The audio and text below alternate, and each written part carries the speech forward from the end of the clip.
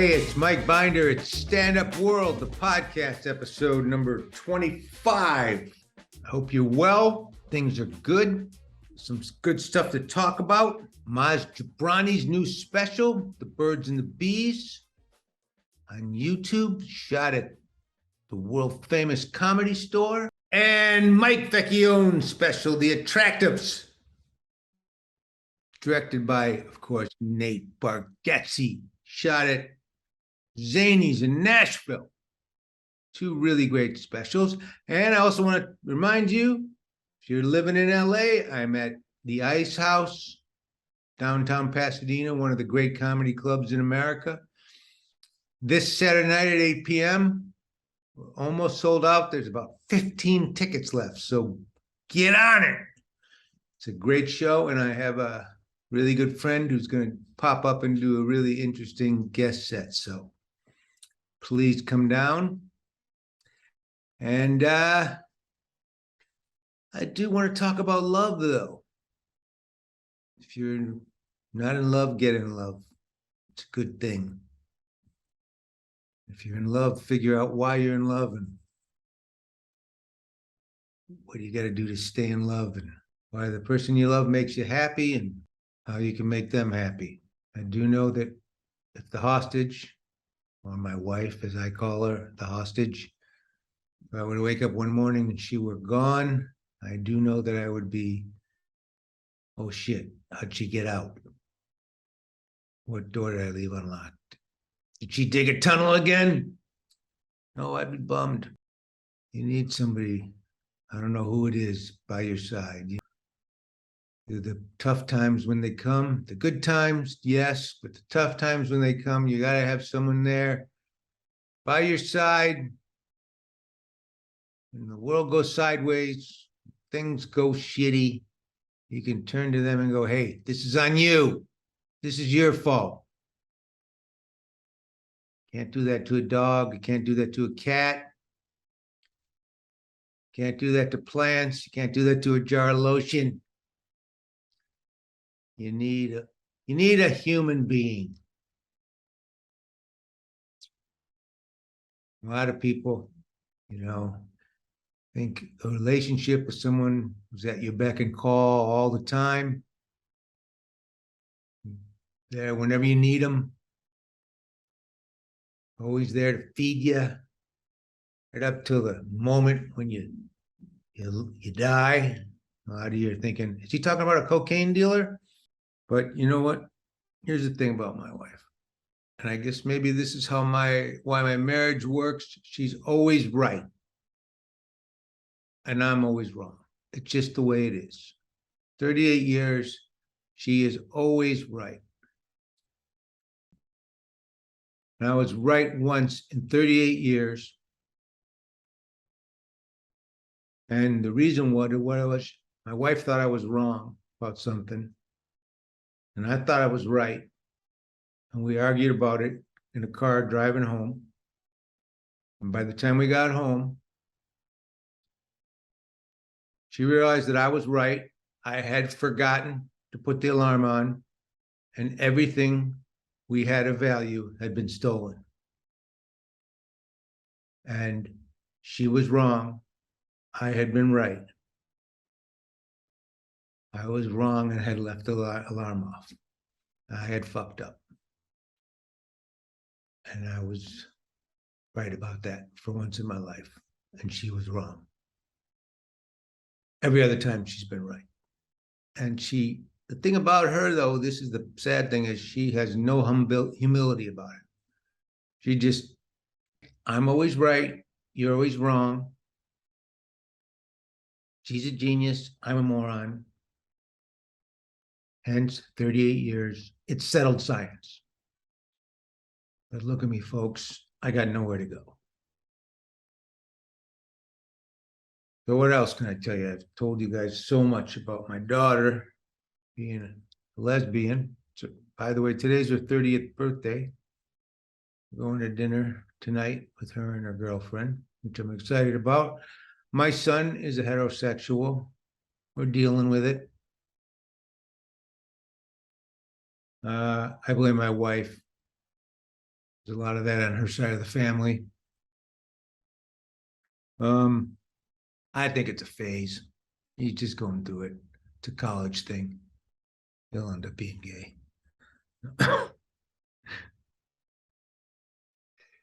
No, it's actually, the truth is there's no upside to being straight anymore, to being heterosexual. A gay person can do anything a straight person can do these days. They can have a family, a nice home, get a good job, and it's actually easier than a straight guy in some cases.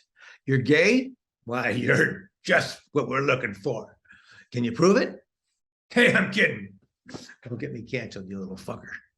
Just send me a video of you and your boyfriend. That'll do it. Gay people are actually much cooler than heterosexuals. There really is very little upside left to being straight. I'm sorry. At least not long ago, you were married to someone on the other team. The big difference was that you get time off. There were things your partner had no business in tagging along with. That's pretty much gone too, Hey guys, my wife's coming with us to watch football and smoke cigars, and don't say a word or she's going to want to get a massage with us afterwards. I mean it. Shut the fuck up. Should have married a dude. Works the other way as well too, though. I got a buddy. I asked him if he wanted to go see John Wick 4 with us the other day. He goes, no, my wife and I on Fridays, we go to our knitting club. I said, okay, so you're a lesbian now? Is that what it is? Have you told your parents yet? Dude, they're going to be so happy. And by the way, I just want to take a minute and I want to say, as long as we're kind of on this subject, I love a guy pretending that he lived for Bud Light and now he has to give it up because they put that trans girl on a can of it. You're convincing yourself that you love that shit and you're making a sacrifice over something that stupid and your panties are in a bunch over this crap, then you're acting like a little girl too. So what's really going on?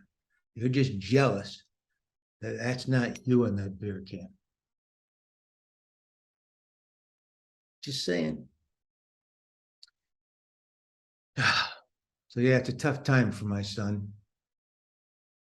This world's so weird. He goes on a date, does something stupid, says something stupid. Next day, it's all over Twitter and Instagram. And I know I shouldn't post the stuff, but, hey, I'm a comedian. I got into social media late. Content's content, I hate social media myself. The other day, I came upon this ad on Twitter. It just freaked me out. It said, there are 5 early signs of Alzheimer's. Would you like to take a quick online test? Yes or no? And I kept repeatedly hitting what I thought was the yes button, and it wasn't. It was taking me back to the top of my Twitter feed. So it turns out that was the first question in the test, and I failed. And the second question was, would you like to allow cookies? And I said no, because I thought it was a trick question, and I wanted him to think I didn't use a lot of sugar, which I guess causes Alzheimer's or something. And the third one was a trick question. I was sure of it. Do you sometimes forget your password? I thought, wow. I've had Alzheimer's since back when I had AOL dial-up then. And then question 4 was a tough one. Has anybody ever asked you if you sometimes forget your password? And question 5, the last one, was even harder. There are 5 early signs of Alzheimer's. Would you like to take a quick online test?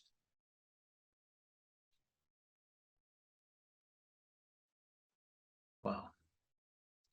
Internet sucks. Okay, anyway, I do want to talk about Mike Vecchione. And he made a really nice special. And Nate Bargatze directed it.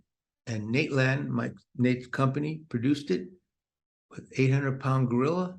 and they shot it at just a great club. I love Zanies. I love Zanies in Chicago. I used to play it when I was a kid, but the one in Nashville's just one of the best clubs. It's just got so much great energy. And Nate shot it there, and Mike Vecchione is he's just like I don't know.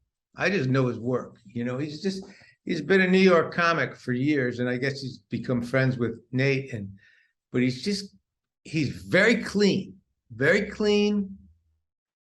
and really he's just boom, boom, boom, boom. He never stops, but he's clever as hell, very clever. He's an old school comic, you know. I really have a lot of respect for this guy. And he puts on a great show. He's got great stage presence. And I think he was a teacher at one point. I think someone told me, because he's just got a really good energy about him. But this is a great special. Here's a little piece of it. I've had to move a few times in New York, though. One time because of bed bugs.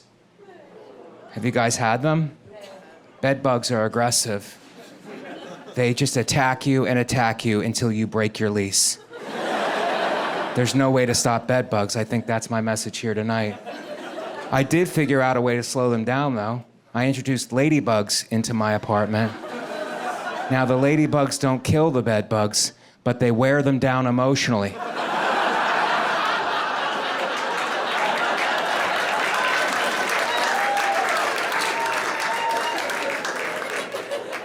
That joke does good with about half the crowd.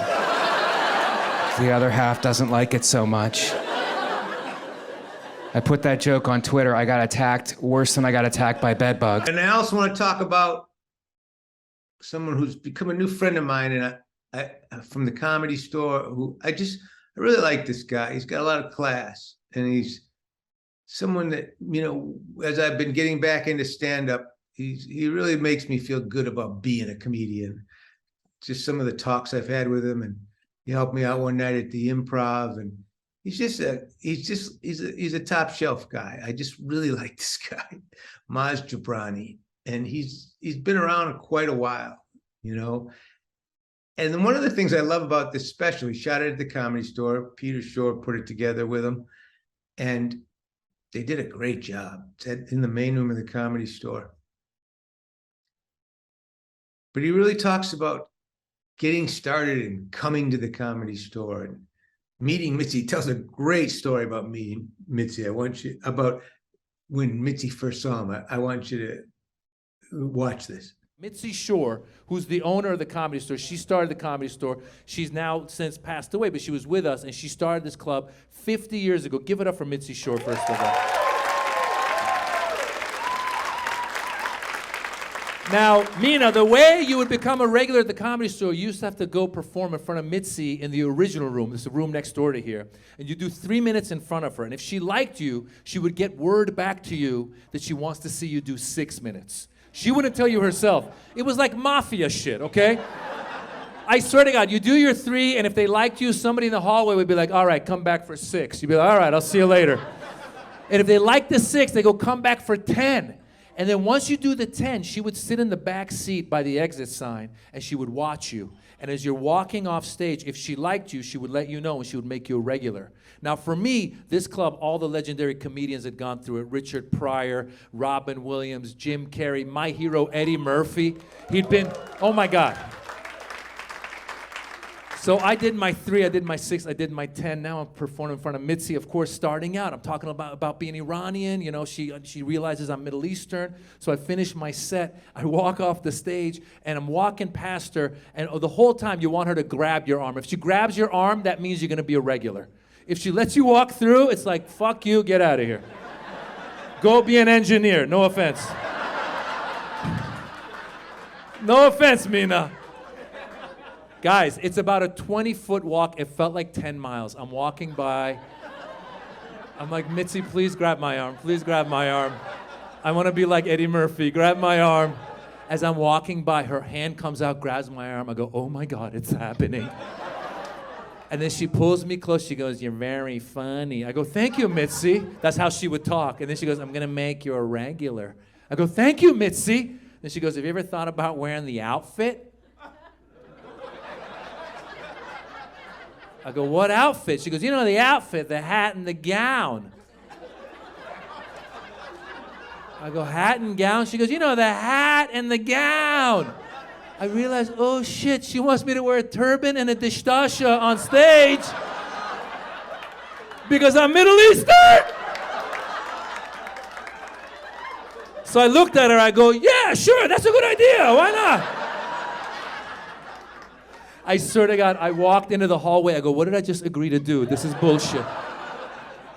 And for 2 weeks, I was finding ways to get out of the outfit. And I thought she would forget because she was getting older then. I thought maybe she would forget. On Monday, the booker at the club, her name was Corey. She called me up. She goes, Maz, congratulations. Mitzi told me you're a regular. I go, yes, I am.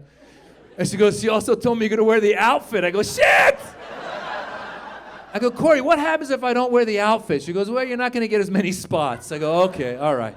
So then I had to figure out how to get through this. So then I realized, Mr. Delshad, Jimmy Delshad, I remembered, I found out that there was this Iranian guy who had been making fun of the mullahs in Iran, you know, the turban, the leaders of Iran, and he would do it on Persian television. And so word had gotten back to their supporters, there was a guy making fun of them. So this guy was doing some kind of live performance in LA, and some of the supporters of the regime showed up. They threw a rock, and they hit him in an eye. They blinded him in one eye. Yeah, and when I heard that, I go, that's it. I called the club. I go, hey, listen, Corey, I've been looking for the outfit. I got my eyes on some turbans. But I just want you to know, I just found out that there was a guy who was wearing the outfit, and the supporters of the regime showed up, and they threw a rock and blinded him. So I could wear the outfit, but they might come to the club and go after me. And worse yet, they might blow up the club.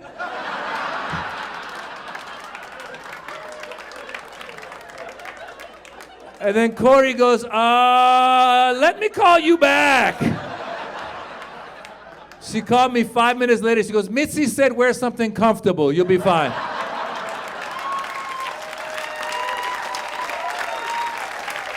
I relate to that story so much. I'm telling you, I've told the story I did in the documentary of showing up at the Comedy Store in a little suit when I was a little 18-year-old kid and ripping the knee. And the whole knee was ripped open.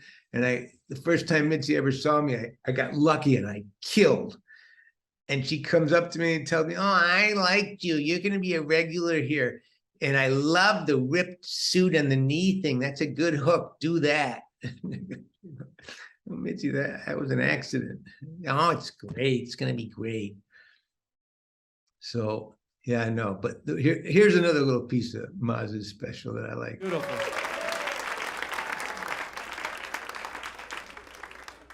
I got one more story I want to tell you. So this happened. We took the kids to a sleepaway camp. Have you heard of sleepaway camp? For those of you who don't know, sleepaway camp is where you get to drop your kids off for a week and just have a life. Oh, it's the best thing in the world, all right? And we signed them up for what we thought was a parkour camp. Have you heard of parkour? Again, for those of you who don't know, parkour is where kids learn to climb up walls and shit, okay? Like tough kids learn to fight, my kids learn to escape.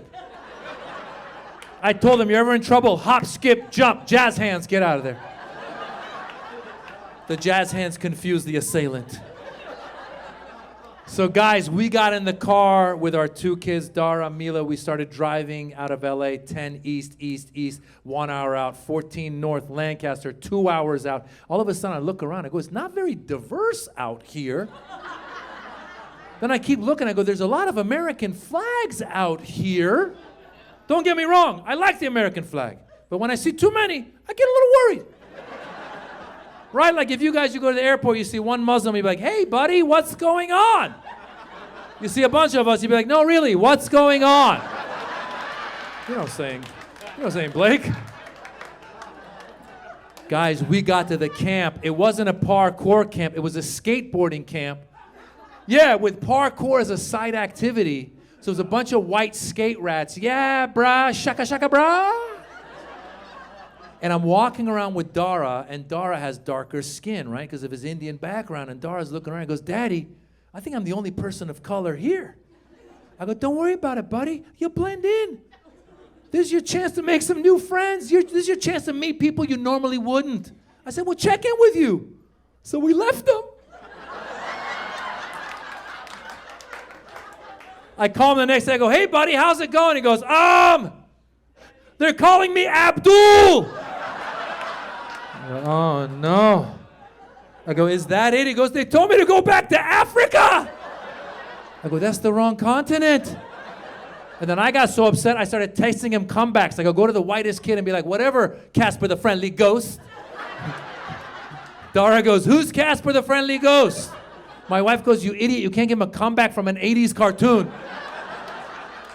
So then I asked him, I said, Dara, what did you say back to them? He goes, I told them I'm gonna blow up their house.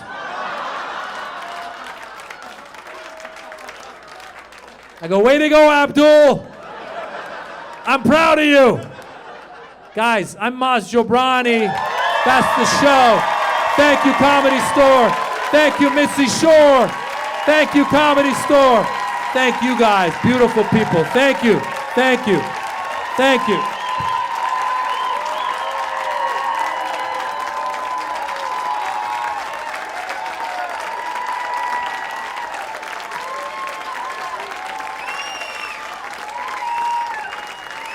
But yeah, Birds and the Bees. And I think this is like Maz's 5th or 6th special. He's a really prolific guy. You know, it's like already this thing's doing great on YouTube. And you know, Maz, he sells out concerts all over the world. It's pretty incredible what he's done. And he just has a lot of confidence and a lot of style that I really, I respect, you know, I look up to. So that's it. MAZ JABRONI, The Birds and the Bees, from the Comedy Store on YouTube. Watch it and enjoy it. And read about it on standupworld.com. And that's it. That's episode 25. Again, if you're in California, tomorrow night, I'm at the Ice House. And like I said, I think there's like something 15, 14 tickets left, so go get them. And go. Listen to this on standupworld.com and at YouTube at the OFC official Mike Binder, and watch that on there and listen to it on Apple. I'm a little screwed up today, I'm sorry. I'm having a personality transplant tomorrow morning, so they have me on radishes. So I'm listen to us on Apple and Spotify and colostomy bags and anywhere else. These things are peddled.